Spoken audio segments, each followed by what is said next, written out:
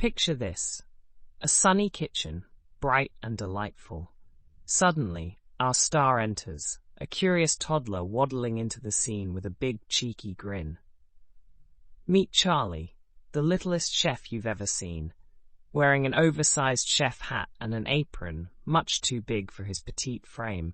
He embarks on his epic culinary journey. He can hardly see over the counter, yet he pulls a chair, plops some eggs, flour and milk on top, and decides today he's going to make pancakes all by himself. Imagine the hilarity that ensues.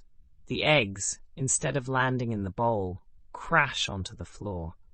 The flour forms a snow-white blanket, not just in the bowl, but all over him and the kitchen floor. Yet, through all over this, Charlie laughs, undeterred, shaking the kitchen with his booming toddler giggles.